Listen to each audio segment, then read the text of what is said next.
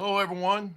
Glad that everybody could join us again today in our third and final webinar of the series. What do you think, Mark? Could you keep doing these? Yeah, absolutely. Right. It's been fun. And any one of these topics, right? We're hitting on lightly, and there's an awful lot in each different aspects we could deep dive on. I agree. The previous webinars we've done is up on the platform, so you can get to those and reference back to those. Today, we're really going to dive into Adlumin and why we partner together and how they attack the various requirements that we have talked about up to this time. All the education we did in the first one, business requirements, what you should be aware of, and we really focused on the obscure ones because there's a lot of them, but we really focus on the obscure. And so today we're going to dive into Adlumin and exactly how we do it. So with that, we're going to move forward to here. So Mark, tell us a little bit about Adlumin. Yeah, Adlumin's been around now. Geez, man, we're starting to push 10 years. If you were to talk to the set of the security analysts or the industry analysts in the space, they would put us in what they call the managed detection and response category.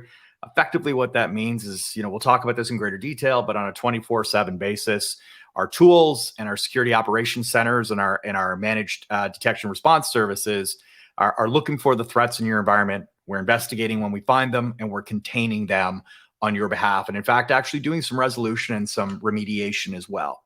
And because of that reason, we have about 400 customers across all sorts of critical pillars of the economy, right? So finance, like banking, investment, credit unions, healthcare facilities, law firms, manufacturers, transportation, utility, municipalities, education, you kind of name it. These are all small to medium-sized businesses or organizations, I should say. And, the problem is they're kind of underserved in the general security market, yet they're the ones that bear the major brunt of, most of the cyber attacks, particularly the ones that we've talked about in the last couple of webinars. Yeah, and that's where me and you actually really got involved with the rest of the team, Robert and Timothy and a few others, is I deal with a lot of banks. And what I found was it was very interesting about your platform because there's a lot of platforms that have a lot of similarities. You're just going to see that. That's the way products are. You got to have the core stuff. But then I look for those outlier things. And one of the things that really caught my eye is what you guys can do in the finance industry, specifically around banking, to where what you do for monitoring logs and the accounts and the various protections you do here, you can actually do it against the actual core applications, which is very unique. Yeah, that's right. We actually have a patented module within the platform and the technology itself that can do that, right? That is looking at, Wayne, like you're talking about core technology. And, we cut our teeth and we grew up in the banking space, right? So that really is our bread and butter. And of course, we've expanded out as the company grows. That's just natural evolution, right? But from a banking perspective, they are, I think, an excellent example when you think about all the things we've talked about for the last 3 weeks, right? Yeah. They have, Willie Sutton, right? It's a misquote or an alleged quote or whatever, but you rob banks because that's where the money is. And so they are a prime target. It's easy to connect those kind of criminal, means, motives, and opportunity kind of dots. But at the same time, they're also highly regulated, right? And that makes it a real challenge for them because they're trying to protect their clients. They're obviously trying to protect their reputation.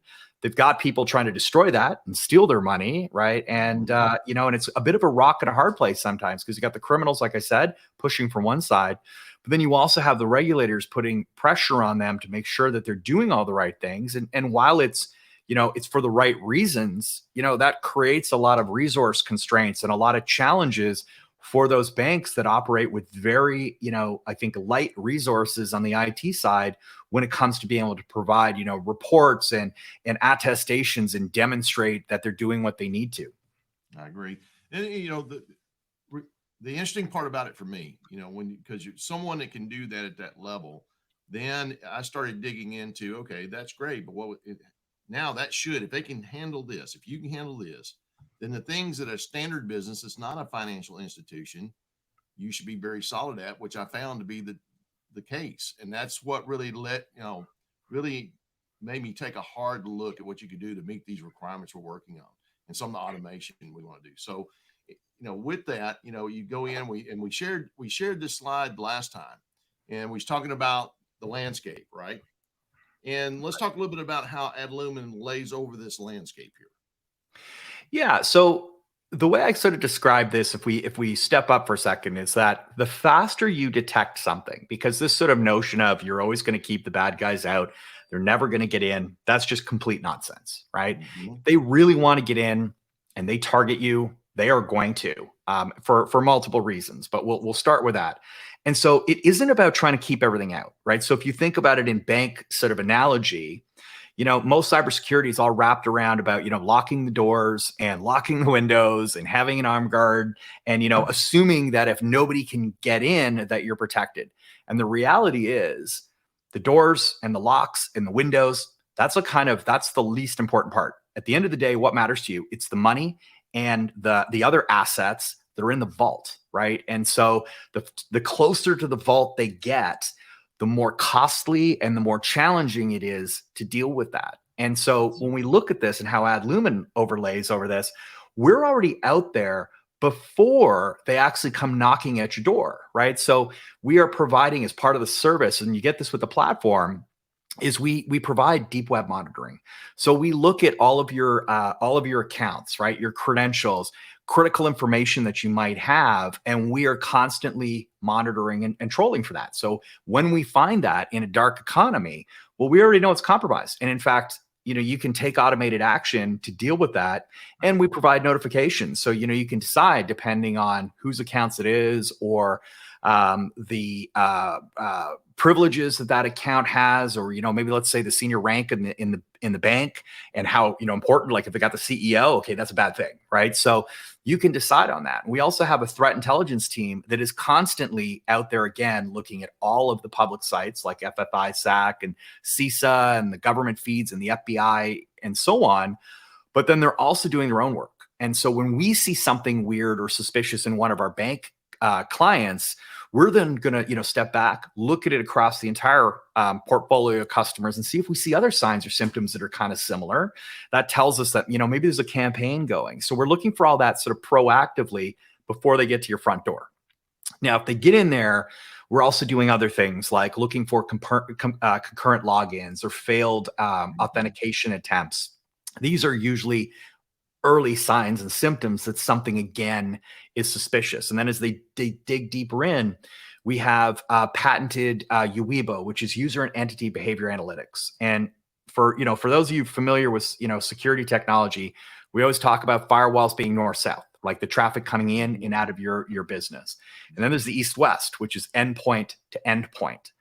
Well, we sort of add a z-axis to that, and that's the analytics piece. So it's not only looking at what traffic's coming in or what devices it's touching, but we also are able to map what's going on in the environment. So we know what normal looks like. So when we start to see something out of band, and we see that spike on the radar, we can say, okay, there's something suspicious here. Perhaps Mark or Wayne's credentials have been compromised and there's an account takeover. And that's why Wayne is now trying to access information that in his daily job he wouldn't normally do, right? So we're looking at that stuff. We're looking at malicious payloads and downloads, whether it's things that we already identify, whether it's things that are new, but because of the activity and the type of, again, back to the Weeba piece, the sort of movement that it's doing, the reconnaissance within your environment, pinging different servers, trying to move from one domain controller to another, things like that, those are indicative of bad guy activity. So when we see those kind of things, we can dig in. And the point is, we're catching this stuff in those early bands, right? Long before it gets to data wiping, ransomware, data exfiltration, leaving backdoors so they can come back again, and before it really becomes the business disrupting part, right? That's when they shut you down with ransomware. That's when they're extorting you because they've stolen your customers' records, and then they're selling your data. So across that entire map, we have our tentacles in there looking at what they're doing. We kind of know the obvious routes they're going to take. We're trying to keep pace with them to look at the new emerging types of tactics that they have in place. And all of that is, aggregated and seamlessly managed through a platform, which I know we're going to get to in a little bit. Yeah, absolutely.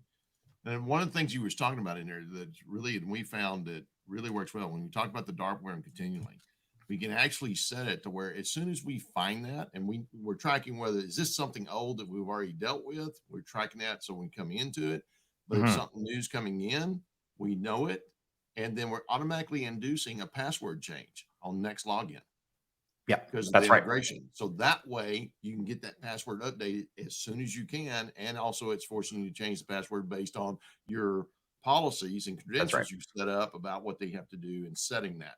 So plus you get that report that was induced, so you can then do some other homework. So that right Yeah. there has been a piece of the tool that I really liked a lot because it's very proactive. Yeah, exactly. Right. And it's, what I like about it is it's actionable, because all too often when you have these kind of services, well, they tell you and they say, well, X account is compromised and you got to go in, or X device is we think is compromised. Well, you got to figure out, what does that IP address correlate to in terms of the user that has access to it, what kind of data or information might be on that device, who it belongs to. And again, what is their strategic value to the business, right? Is it the CEO? Is it a teller? Is it somebody else? And understanding that. And then, like you said, Wayne, being able to take automatic response, like, okay, we're going to reset their password. Next time they log in, they're going to have to change it. Or if we think it could be more damaging or it's more critical, we can disable it. Right. And then we're reaching out to that person. And in fact, if you actually have our security and awareness training module as well, then they automatically get flagged and they kind of get dumped into that. So if we think they've been compromised, well, maybe they need some, lunch and learn remedial security awareness training, and we can automate all of that entire flow. So you can deal with what I would call the nuisance kind of things. Unfortunately, these things happen. People click, they click on things maybe they shouldn't, they get in. In the cases where we think this could be, is very dangerous, then, we're taking sort of heightened response capabilities, and you can choose along that path where and what you need to go. And in fact, that's part of what we do in onboarding, is to tailor that to you. And we know the banking business very well. So a lot of that stuff just comes pre-baked as templates. Yeah, I agree. And as we look at here and we talk about these things, and there's also the industry it talks about this. When we talked about in our first one, educating people about, what's going on in the industry, cybersecurity insurance and what's going on there, and other things, and what the FBI looks at, reporting and all these different things. But also, one of the things I like to talk about here is, you hear MDR and EDR all the time. You also hear in this new term XDR as That's well. right. So That's right. coming into it from an MDR standpoint, really how you guys are playing, and what does, when you're talking with the Gartners, like you see a report here, and some of the other industry experts out there, what are they saying about how this plays into the environment and what the customer should really be looking for from a vendor like yourself? Yeah, managed detection and response is a category that emerged probably about 5-6 years ago. And in fact, in a previous life, I was directly involved in really kind of pushing that, and I and others, right? And that's because at the time, Gartner and other, sort of the gorillas in the industry analyst space, they talked only about MSSP, right? Managed security service providers. And a lot of that was around things like compliance and managing systems and updating them and patching them and then pulling out reports and so on. And MDR was more about the threats, right? It was threat management. It was more about, okay, I'm taking the information from those systems. When I see suspicious activity, I investigate it, I contain it, and so on. And that's kind of what MDR is at the 50,000 foot level, right? It's a turnkey service, sort of like a SOC in a box or an outsourced SOC, and some technology that on a 24/7 basis is monitoring client environment. And it, like I said, is looking or trying to detect activity that's suspicious or malicious. And when they find that, they respond. Now, the problem is with this category is I don't think it's as sort of clean and simple as other categories that we're very used to, the technology ones like endpoint detection or SIM, right? And firewalls. Like we all intuitively know what those are, and we're all generally going to agree on probably about 80% of what it should be doing. But in MDR, it really varies, right? There's some can only detect on specific systems or one system. Some can detect across a broad spectrum. Others can only respond a little bit, right? They can say, well, we can see it and we're going to send you an alert, but we can't do anything on the client side. So, we'll send you an alert. We'll make some suggestions about what to do, but, have a nice day. You're kind of on your own. And so because there's that lack of clear service definition, there's been a lot of players jump into it, right? So first report, I think, had 14 vendors. Now it's got like 400 vendors. They are all over the map, from the big Raytheons right down to like, 6 guys next door to a dentist's office. And so it's really kind of tough. And because of that, I think that's one of the challenges. But I think one of the biggest things that has come out of this, and what do we always say about change, right? The only thing that stays the same is change. Exactly.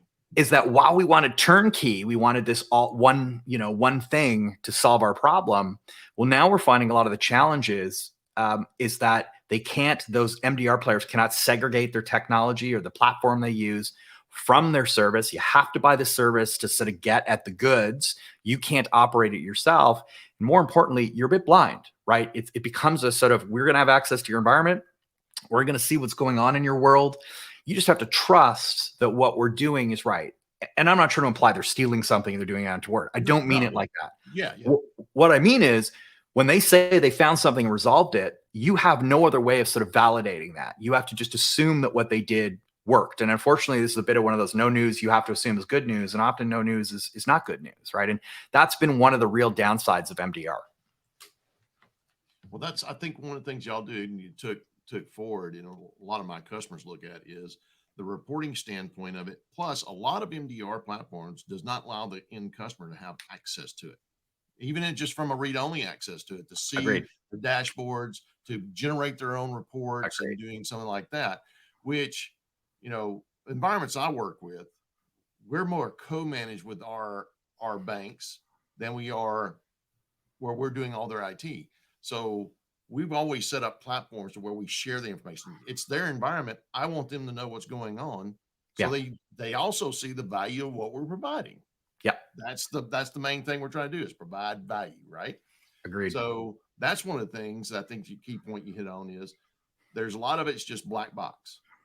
And all you know is, hey, we got it fixed. And that's what it is. Where this, you can actually see when something happens and what transposes through the attack process and how it gets remediated. So the detection, the response, and the remediation. So you find every bit of that in that whole process. And that's, I think, is very important for the customers to understand. Yeah. And I think that's one of the, like I said, that's one of the challenges customers had. MDR has been around now for, like I said, 6-7 years, maybe, we're starting to push towards a decade here. And so you've got this sort of second generation buyers, right? They've tested it. They've tried with one vendor. They're starting to move around. And that's, that's just the nature of business, right? And technology. Oh, absolutely. But yeah, I think this is part of the problem, is that black box kind of approach creates a lot of challenges, again, because, you've got to call 1-800-SOC and say, hey, we have, we're being not investigated. We're having an auditors coming in, we're being audited, and we need whatever information. And then you're kind of, at the mercy of that player and how busy they are to then go, okay, well, I'll pull all this information together for you. Or, something happens in the wild. Like, we see that the Hive ransomware gang gets taken down, and the CEO or a board member says, well, were they ever doing anything in our environment? Was that a risk to us? What does this mean for our business? Or, Colonial Pipeline, things like that. And then, of course, you're struggling to quickly get information to demonstrate the value of the program and the bank, to show that, the bank is resilient and so on. And again, you're calling 1-800-SOC and you're sitting there waiting and hoping that you get, some kind of, PowerPoint deck or something that they flip to you. And the reason for that is that when you listen to a lot of management detection response players they will use terms like single pane of glass and eyes on glass. And these are all, kind of pseudo military terms, right? And the idea is what they're trying to, position themselves as is this, we've got this single platform, this big screen, like a NASA, rocket launch center. And it's got all the controls in there. I can see everything in your environment. And, when I need to do something, there's the big red buttons for me to press it. But the real truth, when you pull the curtain back, is like this, this picture, right, from Wizard of Oz, is that there's a wizard behind a curtain with like 20 dials and knobs and handles and levers and all that kind of stuff. So when you say, hey, I needed to know, was Hive active in our network? Or I need to know if this vulnerability or this thing that the CISA has released about Russian ransomware gangs, are there any signs in our environment? Well, they're going to the endpoint and they're going to network logs and they're going to your Active Directory and they're going to gateway type systems, whether it's like Okta or Duo or it's an SDP or whatever the heck it is. And then they're having to cobble all that together. And then they put it together, and then, that's why they send it to you. And that's why I always say this is the acid test. When you get a PowerPoint deck or a locked PDF, that's because that's what they had to do. They couldn't press, print, right? And out it popped from live data. They were manually aggregating it. That's why it takes time.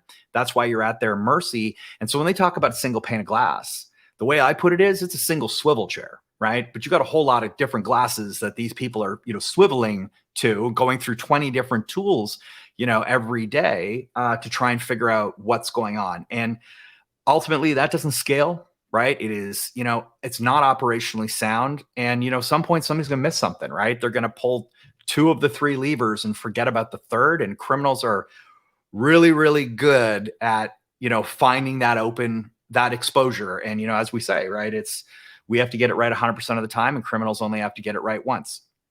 The big reason why I like discussing this piece is because probably the second or third question I get asked in every customer I talk to when we start talking about MDR, EDR, XDR, and stuff like that, they ask me, so can I run my own reports? Right. What kind of reports do you have? Right. What's your standard reports? And then the big one is, well, if you don't have a report there, can you create it for me? Yeah. And that happens all the time, especially, we just got through going through a couple scenarios with a couple of banks where we generated some executive level reports because they needed them to look a certain way that pulled in from information on the firewalls. Yeah. And we had information about firewalls, but it was all mixed in with others, but they want something very specific to that. And your guys jumped on it, laid it out. We reviewed it. Hey, let's tweak it. They're doing it and putting it out. That's one of the things I look at when I'm working to solve problems, is because the report's just telling me what's happened and how I'm doing it, and that's a reactive thing. The most important thing is the proactive things. Right. But from the business standpoint, that report, knowing, to me, that's the value. I can prove the value is going there, and I'm letting you figure that out on your own. You'll be able to pull it at any time you want, check me, which I think is important because it's a communication. It's both of us doing the job. Yeah. So I look at tool sets to go deliver value of what we're doing that's going to allow me to do that. And that's one of the things I've been pretty impressed with Adlumin about doing for us and for the client. Yeah, and the reports that you're talking about, Wayne, you're right. We have a lot of canned reports. A lot of them are pre-prepared depending on the industry you're in. FFIEC is a good example, right? Mm-hmm. So for banking, and others like NCUA for credit unions, and we do other ones for healthcare, and then things like frameworks, CMMC, and so on. And that's it. But we do it at multiple levels, right? We have things like the security operations ones. So what are the detections, the hunting, the firewall, logs and results. We also have executive ones that sort of sum that up and give you a bit of a health score, right? Not a bit, they give you a health score that kind of tells you what's the posture of your organization look like. So let's talk risk, right? My favorite quote or my mantra is cybersecurity is not an IT problem to solve. It's a business risk to manage. So it helps that leadership understand, from a technical perspective, you're doing your job, that they're getting value out of the security service and the vendors. And they know that from an investor, regulator, and customer perspective that they're protected, and that's important, right? So, kind of having those sort of 3 big broad categories of, the regulator piece, the compliance piece, the executive piece, and then the kind of the security operations. That's also unique because I don't generally see that. I see a whole lot of mapping, like, hey, we provide FFIEC, not certification. We cover, the controls within that or the requirements. But there isn't something that then goes back and goes, prove it, right? What do I show an auditor as an example? And you know what it's like with the auditors, right? They show up and they go, show me this, show me how you dealt with this patch. And that person is to be able to go in, pull a log and be like, here you go. Here was that CVE you were talking about. Here's, you can see when it got published. Here's where you can see we made the change, and here's where we pen tested it and it's fine. You know what I mean? We know we know we resolved that issue, right? It's never going to be fine. It's constantly changing. But, that is a whole other depth of insight and duty of defense that you can demonstrate well beyond, like I said, calling 1-800-SOC and saying, can you please show me that we got patched for this, Microsoft Exchange or, Azure vulnerability. Well, the big to that, it feeds into what we're doing is taking into what I'm doing now with compliance as a service we put in there, because we keep getting asked, so once a year, pulling everything together, putting it out there. People are getting asked all the time about what's the current state of your readiness for your compliance. Are you, what controls are you monitoring? Are you staying in compliance, doing all this? Having a tool like this that I can actually have that feed into my system to keep it up, and it's showing our process and procedures, ties all the way back to policy, is that really helps us keep a customer's Yep. compliance status as up to date as we possibly can. Because today it's not, hey, I do it once a year. You could be asked at any time, especially with, like we talked about, how cybersecurity insurance and other things are doing. So I Agreed, want to right? take a little deeper into Mhm. how you guys got here, because this was one of the things. I'm, you know me, I'm the old bubblehead here, and they sitting potentially get on a ship that you sink. We call it a boat, you know, in which says, you know, I don't know what that says about me, but when I met the team, and especially when I met Timothy and Robert and their Yep. background, and we started talking, because when I found out about you guys and what he's doing from one of your cohorts that I've known for years, I was really impressed about how they took what they did in the past to do the approach you're doing today, because they've lived it at a different level than Agreed. most. So share a little bit about the folks here we're looking at. Yeah, absolutely. So, I've been in the cybersecurity and IT business working with big companies like Cisco and Intel and others for, over 25 years, and, MDR for the last 10. And I knew Tim for a year, a couple of years ahead of time. We had met on, the sort of the talk circuit, and I was very impressed. And the reason I joined Adlumin, and that's why I sort of said it in this context, is that I have not seen another security vendor that has this unique DNA. So you have two individuals, Robert Johnson, who's the CEO, and Tim Evans, who's the executive VP and runs the sort of SOC operations. These two gentlemen are opposite sides of the same coin. They have military experience in the Marines, in the Air Force. Tim, for example, he actually was part of the legal counsel when it came to things like whatever cyber activities were occurring. Trust that, yes, our government is taking action and is, also has not just defensive measures, but offensive measures. And, he was looking at, is this legit? Is this not legit? He was running an attack squadron in the NSA. So, he was out there every day figuring out, well, how do I get in, right? How do I exploit the enemy? How do I figure out their vulnerabilities or, socially engineer them? And then conversely, you had Robert Johnson, who ran the US Marine SOC, right, for a while. He was on the defensive side. And in fact, once he retired out of the military, he joined CrowdStrike. And at CrowdStrike, he was involved in some of the largest breach and cyber investigations, including the hack of the DNC and also the Joint Chiefs of Staff, right? And what he said to me, and this is what I really liked, was he kind of said, here I am doing these investigations. These companies or organizations are paying millions and millions of dollars to do the investigation, to clean up, to work with their customers, and so on. And at the same time, he's looking at going, it doesn't matter how big the organization is, how sophisticated or public facing, all these attacks all occurred because of some simple, cyber issues that occurred. The things that we showed you on that slide with the concentric rings, right? The layers going into your environment, credential harvesting and account takeover and privilege escalation and, establishing their own remote access that allows them to run around your environment with impunity. He saw that all the time. And the two of them kind of realized, like, look, if I take the attack expertise, thinking like the enemy, right? Know your enemy. And I take what I've learned, going through all of these massive investigations, we can take this stuff, we can automate it, we can, write the rules and the policies and the controls that are so hard for customers to do this on their own, to build that kind of resilience. And we know how to do the threat intelligence kind of work, right? To, get out there and figure out exactly what is the enemy doing, right? How are our adversaries operating? What are they changing in new tactics and so on? So it really is, like I said, it's a unique mix of DNA. And I see it through the platform because it is built to be simple, to be extensible, like, very flexible, and we can build modules on top of it. And it's very responsive. Everything is actionable. And I think you get that from people like this, who have, not only had to carry, kinetic weapons, I guess, but also cyber weapons.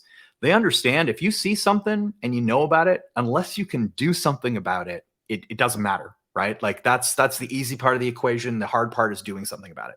So that's why they built the platform. And it really is built on, an ethos of, we want this thing to be open. And when I say open, I mean there's an equal access to data. So from a customer perspective, the customer, the partner, whoever it is, they can see what's happening. So they know why our analysts are investigating what they're investigating. They know why they closed a detection and said, hey, you know what, this is a false positive, or, I validated this. We thought this was an account takeover because Microsoft authenticated an M365 account through, Europe. But, now that we look at it and run it to ground, we realize it's legit. It's just the way Microsoft, is shunting its traffic. And so it was fine, right? So they're doing, they're doing all those pieces, but then they're also automating the SOAR, the security orchestration automated response piece. So we built this platform. We wanted everyone to be able to see into it. We wanted it to work with our customers' stable of whatever products they have, because that's the other MDR problem is you'll see it's like, oh, well, we can manage this for you, but we only work with CrowdStrike, right? Or we only work with CrowdStrike and we also do malware bites, but we don't do Windows Defender and so on, right? So again, you're sort of at this mercy of, if you truly want this turnkey service, you either have to use their specific set of fixed menu, if you know what I mean, or you're on your own to deal with anything that's off the menu. And that's frustrating. So they built APIs. We have an API, we have an agent, and then we can also pull syslogs. So we're pulling all that information into a data lake, and we're looking at it, at the account and the group level, the devices and the system level. And it allows us to do the kind of preventative work, like I talked about, things like dark web monitoring as an example. But then it also allows us to deal with detection. So when we see alerts, when we see suspicious activity, it rolls all that stuff up. And so if I could, give you a simple example, we see billions of events every quarter. Now, all those little pieces all get drilled into or collected into specific buckets that become alerts and detections. So they're a summary of, we saw these 5 or 6 things. That looks to me like an account takeover. That's the alert. And so we can do that. And the nice thing about that is, whether it's as a customer, it's your security operations people operating it, or we're doing it for you, it allows you to do what I call the sort of the obvious pieces, right? The things that we know are bad, right? Known CVEs or vulnerabilities, known ransomware tactics, right? Malware, things like that. We can alert on that and we can take the action we need to. But it allows us to deal with what I call the inferential things, right? The ones that aren't necessarily known as bad, but look suspicious. And so it allows you to be able to, in that single pane of glass, investigate it, determine what's happening, correlate that with other pieces of information. So looking at Active Directory and account user behavior and device connections and so on, and start to say, like I said, okay, my antivirus isn't flagging this, or my firewall isn't stopping it, but this really looks and smells like an intrusion. So, I can test a few more things. And if I see that, I really do think this is malicious, then, I can then take the action to stop it and to block it. And so that's the important piece. And then once it's blocked and contained, we can also do some remediation. And then we're reporting on this, right? And you have reporting across multiple levels. You have what's going on in the Adlumin platform. You can drill into every alert and see what, they see notes. You can say, what action was taken? Why did you close this one versus why did you, escalate this other one? And then what did you do to resolve it? There's a ticketing system that's built in that's bidirectional. So our SOC is generating tickets when they see these activities that might require customer intervention, and to show them what we've done to provide that audit trail. But a customer can also say, hey, I would like to know more about this detection. I would like to know, how was this account compromised? Do you think, like, where did that come from? And so they can provide that info. And then we have the things we've already talked about, Wayne, which is all those reports. And those reports are live. They are not a snapshot. They're not going back to a pool of data and trying to collect it. At any one time with that data lake, we can yank that stuff out, right? So from a customer perspective, they know exactly what's going on. And also from a threat intelligence perspective, we can go the other way, right? And we can start to say, that's weird. We saw this alert from, healthcare, and we saw that, this is the kind of tactics that criminals were using. Well, if I were to use the same campaign, what would that have to look like against banking? Like, let's say in a healthcare environment, they were going after the patient record system. Right. Well, okay, it's going to be core in a bank, right? So what would they do? What would that look like? And then they can sort of postulate that. And then they can go into the system and go, all right, do I see any signs of this? And if they do, then they're, again, going to investigate. They're going to run it to ground. And then they put automatic blocks in place. And that's the other thing too. If we see something in bank A, excuse me, we're blocking it, we're containing it and resolving it. But then we're automatically taking that and pushing that out to all the other constituents. So every other bank from B to Z gets protected as well. That was one of the interesting pieces, because you're right about, I've always approached security in layers, always, because every product, they're really good at what they're designed to do, but also the hackers are really good about designing around what products are really good at doing. So I always look at it as a layer, right? So it's a continuous evolution. But if I'm layering and taking this, and also why I'm layering, being able to pull all of that into one place also to then be able to run, as you call it, the data lake, that actually gives us way more points of reference to see that. And that's one of the things we love about how this works is I don't have to go into a client and say, okay, yeah, I know you got Bitdefender and you also got SentinelOne, you got all this. Well, we got to pull that out. We got, y'all can do what y'all want to do, but we just do that. Being able to go in and say, okay, that's great. Hey, we're going to feed that right into here. You just keep right on going, and we're going to feed it in, and we're going to take that analytics to be able to make even better, because now you got multiple things looking at it. So from a customer base, there's two things. They got ROI on something they've already spent. It's not bad. It's doing a certain layer, and we're just going to make it better. We're going to add value on top of it. And that resonates a lot with the customers that we're dealing with. So yeah, absolutely. It's scalable. You was laying about, and we get a little bit more, we got the traditional things we've been talking about. And then there's additional things we can add into your product later to come in, because you mentioned a couple of them. We was talking about the penetration testing. So that piece where you got tool sets for it, the CVM for vulnerability management and coming in that, but as well as if they don't already have, because I push security awareness training. It's a requirement. It's actually requirements in a lot of the frameworks and stuff of that nature, which like we said in the very first webinar, 90% per the FBI, 90% of all hacks are due to user training issues, them not being trained and aware. And it's not one of these where you can train them one time and keep going. So having that platform, you can bring all that together. That's a lot of power and a lot of value in one place.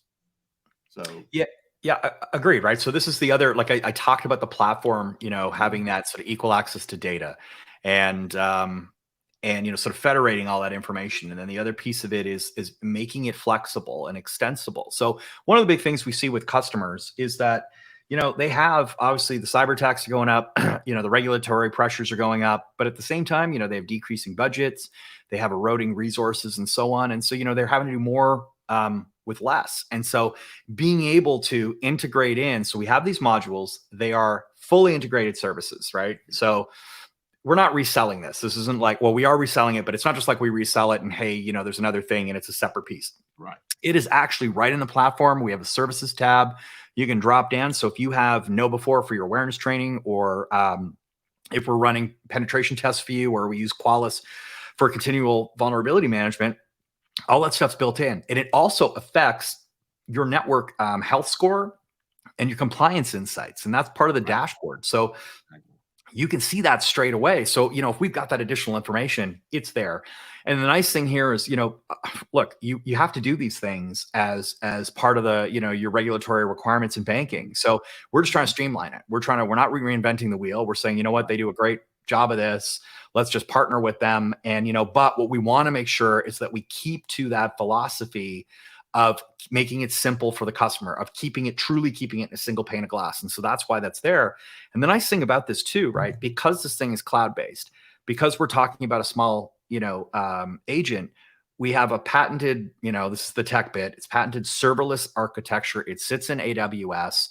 The nice thing about that is it is flexible. It can expand. It deploys in 90 minutes. So within 90 minutes, and usually takes less, you are hooked up. We are pulling the feeds from all your security systems and your networking, your IT and email and so on. All that stuff's coming in, and we know what's going on right away. And then over a 2-week period, we do the harmonization piece with the analytics piece, because of course we got to collect, it takes time to look at what looks normal. What are the traffic patterns on the interstate? You know what I mean? And when is rush hour? And so we work those things out. And then after that, it's sort of normalized. And then we start to look for those anomalies. But we've also, because of Robert and Tim's experiences, and Robert is fantastic at this, we automate a lot of this stuff, right? We've already written all the rules and policies that you need to be compliant, as an example. We're automatically updating those when we see new threats, new attacks, et cetera. All that's happening for you. So, you don't have to do all of that heavy lifting work. And it's the same thing on the automation side. We're reaching back out to those devices. Yep. And to that point, before we go through showing kind of showing people kind of how the process works with the platform and how it kind of interfaces everything. One of the things that we've always done, and you talk about value and talking about it takes 90 minutes to set up and install. We've always done, you guys come right out with it and say, look, we're going to prove our value to you. So instead of a proof of concept with, a PO, conditional PO or something like that, yep, you guys put your money where your mouth is. You say, look, we'll do a proof of value. We'll do the 90-minute install. right. We'll run it. We will show you in less than 2 weeks. You will see the value of this, and you make a decision this is right for you. And if you don't think it's right for you, no harm, no foul. We uninstall, get out there, and everybody's friends. And I think that's a lot of really, if you're going to go in and prove your value and know what you're doing, you better have your ducks in a row. And every customer I've done that with, they're still customers today because it proves its value really, really quick. We don't even have to wait the 14 days to prove the value. And that's back to the fact that this is an open platform where we're sharing data, right? So, for example, if you're going to another MDR vendor and you want a demo, they're not going to do a demo. They're going to give you slideware. They're going to tell you stories. And then, depending on how big you are as a customer, they're going to do what we call the reveal, where, they'll show you the SOC and you'll see all these people. And, the reality is some of them are going to be SOC analysts and the rest are going to be inside sales and marketing folks who had to fill a bunch of desks because they'll have a bunch of workstations because it's 24 hours, right? So at any one time, they don't have 100%, attendance in that room. And it's just a game, right? This is, I worked in it. I know what it looks like. And because we can do a POV, it's because it's open. We can drop it in. It's your data. You want a sandbox and you want to figure out if it works for you, do it in your own, it's like taking, before you buy the car, drive the car for 2 weeks, right? Really know what it's like to pick up the kids, take them to soccer, do the groceries, all that kind of stuff. How much does it really take? How much, they give you whatever mileage. Well, do you really get that? You can figure that stuff out. And, that's what we're doing, right? We're collecting all that telemetry here. You can see, and we kind of map this to the NIST framework. Right. But, we're pulling all that information. We do all the hard work. We're ingesting it, correlating it, aggregating it, normalizing it. That's things like just changing values. How do they parse a date at a time? And believe it or not, no firewalls, no two firewalls are the same, right? No, so we got to do all that info. We have 7 different broad detection categories. A lot of them are baked, like the compliance ones. We can also do custom. If there's specific things to your business you have to have, we'll do it for you. And in fact, our licensing and contract comes with that, right? We put hours into that automatically to go, look, we've done 90% of it, but if you want some real tailored 10%, we'll do it for you. They're hunting and they're pulling all that data in from those built-in services. Like I said, the deep web monitoring, the threat intelligence. If you've got those add-on modules like CVM and pen testing and so on, that's all being fed in. And then it's either, your SOC or our SOC is doing that hunting. They can respond and they can respond at different levels. And this is unique. They can do this against an account or a group. They can do it against remote access tools. So, that can be like multi-factor authentication. It can be an Okta, a Duo, a software-defined perimeter, whatever you've got. The other remote tools, so, things like RDP and PowerShell and so on. We can do this for your cloud-based services as well, because I think one of the biggest risks we see right now is M365 account takeover, right? That's a huge one. And then devices. And what's unique about this is our own agent, we can use what your endpoints got, but we can also do our own stuff. And the reason we do that is that, no two endpoints or EDR type techs are the same. Right. So they vary in their capabilities too. And so we wanted to make sure we had a consistent ability to do things like isolate the device or power it off or reboot it. And what I love about the isolation capability is we isolate it from the network. It can't spread any more badness. It can't exfiltrate data, but we're still collecting all the forensics off of it. So we know exactly what happened. Whereas if we kill it, you may lose what's in memory. You may lose, it stops collecting. So you don't know what's going on anymore. It effectively go blind. It's kind of a nuclear option, right? And so it allows us to do that. And then we get into the notifications. We also do some of the recovery for you. And what I mean by that is when we see things like new policies that have to be in place, new detections that need to be written, new updates to your firewall rules, we do them. They're automatic and it's AI driven and it just gets pushed out to those systems. So they're already up to date. So you don't have to worry that, whatever new attack came along that we stopped, you still have to go in and write a new policy to deal with that, to make sure it never happens again. And so it really is, we're trying to make this seamless. And of course you have the reporting. And like I said, you can access the reporting. We can do it. You can see it at multiple levels. You know exactly why something was done, for what reason. And that provides it provides sort of a second to none audit trail. You know exactly what's gone on. You know why, you know when and who, and all the details that might ever come, you may ever have to stand to justify and to explain. And I can tell you, this is beyond, from a duty of defense perspective, what most companies are doing. So you're not, you are in a better position if you were ever to make an insurance claim, or when you go to get insurance, to be able to demonstrate that you can do these things. The really important couple of pieces here, when you, what we call a brick a box, we get it isolated so it can't spread. Lots of times those things, if they get shut down, like you said, you're losing it. But being able to brick it like that and still be gathering the actual information, the forensics information, that actually helps tremendously in being able to report quickly, because that's one of the laws we have to do, is reporting the infiltration, but having the forensics and the live forensic going on at the same time. So you're able to speed up the process of identifying what's going on, be able to get to what you need to finish the forensics, whatever, for insurance, for FBI and all that, and get back to what you need to be doing. But the rest of the environment, we've already got it isolated, so it's not spreading. So it's not bringing the whole environment down at the same time. But we're speeding it. It allows us to speed up what we're doing on both sides, which is, to me, very, very crucial in what we're doing. Agreed. So, and anybody, if you got questions, you don't have to wait till at the end. I mean, because I know we're going through quite a few things here. So if you got a question, pop it in the chat. We'll address it here. So looking at this and looking at SLAs, and you're talking SOCs here. And one of the things I wanted to talk about here is you keep mentioning, I want to make sure everybody understands. Most MDRs, the SOC is the MDR, and that's it. That's the way it is. You can't run it. But in your platform, which I thought very interesting, because I don't see a whole lot of them like this, the customer can do their own SOC with the technology.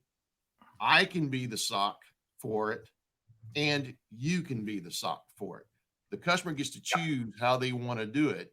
That's and right. Because I do a lot of enterprise space, the large customers, they've got security specialists. They want to do it themselves. Then I've got others that they want me to handle things just because that's the relationship. And then I got others where you're doing the full SOC for me doing this. So that's something I've really found interesting. I wanted everybody to understand is they don't necessarily have to get the SOC from you or me. They can be their own SOC using the same platform. Everything's the same, no different. But if they get in a bind, they can actually get us involved to help them. Because that's happened for like one of our customers. They was doing it themselves.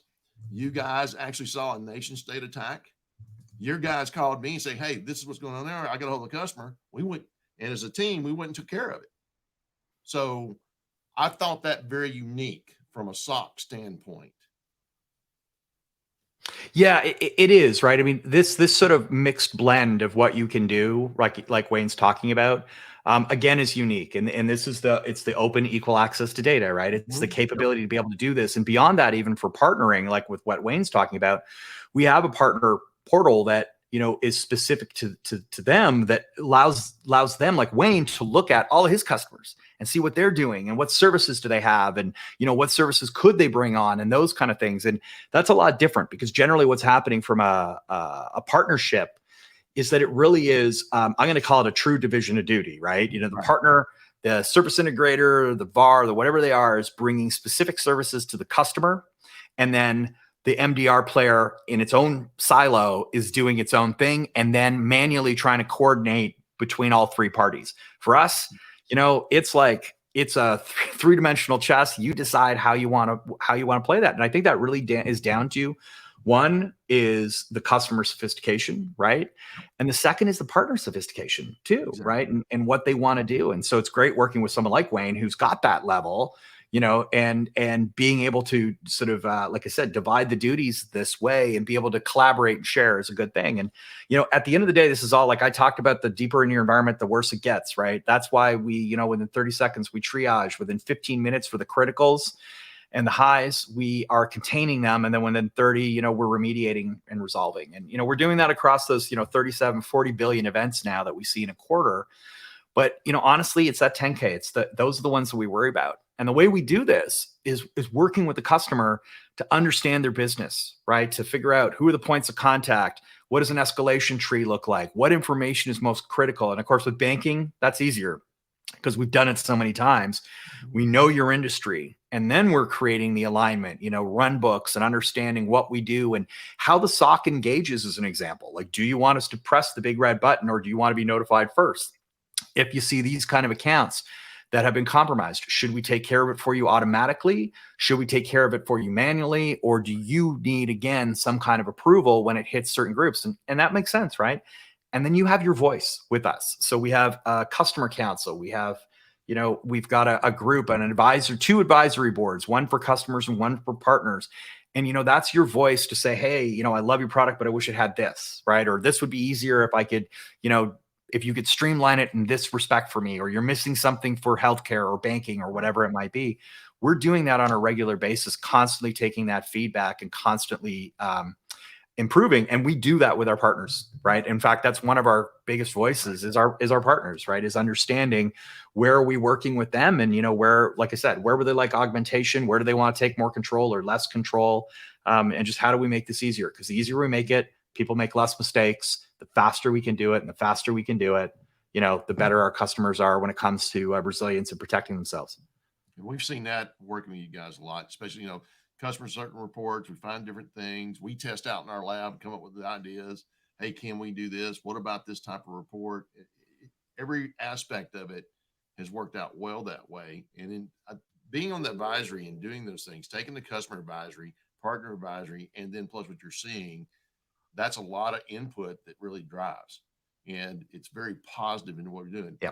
And, that whole platform, if you're looking at it and putting it into layman terms, we kind of the one, this looks like the same before, but before we was getting more in details of specific things, but this is really driving to in layman terms about what it is we're doing and what we're addressing to the risk management, in the platform for the folks. Because sometimes me and you do get our propeller head on and we get a little buzzwords and technical pieces out there. So the biggest thing about this platform, that other piece that we haven't talked about it, that I get hit with all the time, is you guys will maintain a year of logs. Yeah, I have that's others right. that will not, hey, I get X amount of logs, but if you want to have as much, it's going to cost you a lot of money in storage and everything else. But you guys will actually, we're working, we do that year of logs and come into it and being able to pull back, because that's most of them coming into compliance reporting, like on the compliance as a service. I'm having to go look at trends and the compliance when I'm doing this and do certain reports. If there's something that happens, okay, when did it happen? Well, if I don't have logs, because typically if there's attack, they get in a minimum of 180 days. And I think average right now is what, 220 days, I think right now.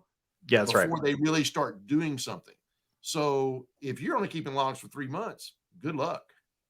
You're not going to be able to go back and find out 0 day. When did it actually happen? When did they get in? So I can understand how they got in. Yeah, that's right. You're just looking at the results of what's happening, not how it actually happened. So to me, a minimum of a year of logs is something you got to have based on the state of things. You guys always do that. Yeah, I agreed. And, I'm glad you mentioned this, because something I didn't talk about yet too, is that within the platform, within the service, is that, this is a single license, effectively for all these technologies. And then there are no bundled bandwidth kind of issues, right? So if you're looking at another SIM system as an example, you're trying to figure that stuff out, right? You're trying to say, I don't know what kind of volume of logs I'm going to create in a 6 month or a 90-day or a 1 year period. And I would agree with you, right? I mean, there's a certain point to being a hoarder here, right? Like the more information you have, and you're right? Like bad guys are in your environment for, 6 to 9 months when these sorts of things occur. And even after they leave, they may, like I said, they may leave a back door. That's a kind of a common thing that will just remain quiet. We call it a beacon, right? They leave it quiet. It's quiet and it's dead.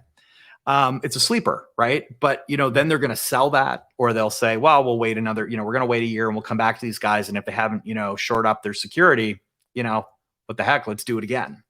And, so it's important to, like you said, it's important to retain that information, both from a forensics perspective, but also a regulatory perspective, because you get audited, but the reality is when these things, if they ever blow up, as you say, Wayne, like you got to go back a long ways often to figure out exactly when this started. Like what was patient zero, whose account was first compromised, what systems did they touch? And, that can be a big issue from a breach response position, right? Like what information was touched and, how's it classified and what would the impact be? All those things determine whether or not this is, notifications are required, making customers whole, all that kind of stuff. Right. I agree. So as a real recap, because we're coming up on the hour, and there's an offer we want to make sure everybody gets. But as a recap, we got, multi-layer detection approach, the step-by-step investigative as a team, with the client, partner, you, Adlumin coming in there, the comprehensive response capabilities as we've gone in through with the reporting, the AI to do the automatic notifications and things of that nature, what's going on, and then full access to data. To me, the full access to data and tools for the client. It's not behind the curtains, as we say, with that one photo. It is you see exactly what the SOC sees. You see exactly what Adlumin sees or I see in your dashboard. There's the default dashboards. If there's something you want to see that's not on there, we'll get the widget for you so you can see it. That's right. We want you to see the information. We want you to use the tool and see what's going on, because that generates back in that feedback that we're asking for all the time. So exactly. To me, that really wraps it up. So for everybody that's on, and I appreciate everybody sticking with us on this, and I hope this webinar series has been good. I'd really love to get feedback. We're looking at how we maybe bring other things and do other things around security, or if there's a topic you'd like to have us cover sometime, just get it to us and we'll put something together. But anybody that books a discovery call with me, and let's see about what your environment and how we can help you, what you may need. You book a discovery call, and both Mark and I, we will actually sign our books and bring them to you. I'll bring them to you, or we'll ship them to your office when I come to have the meeting. And I'd really love to reach out with you anytime. Mark, this has been fun. Hopefully we find out. I'm sure we're going to do something else. We'll do another one. Maybe get Tim and Robert, and we'll do like a fireside chat webinar series or something like that. That'd be a blast. Yeah, I mean, I got to tell a little bit of their story, but hearing it firsthand is really quite exciting, right? And there's a lot that Robert and both Tim can go into, which I think is extremely valuable. And Robert has a lot of experience in banking as well, and the cybersecurity side. So he's a bit of a treasure trove when it comes to advice and what banks can do to improve their security posture. Well, we got a few minutes left. I'm just real quick. I'm going to hang out we're going to hang here until 2:00. And if you've got questions, go ahead and put them in the chat.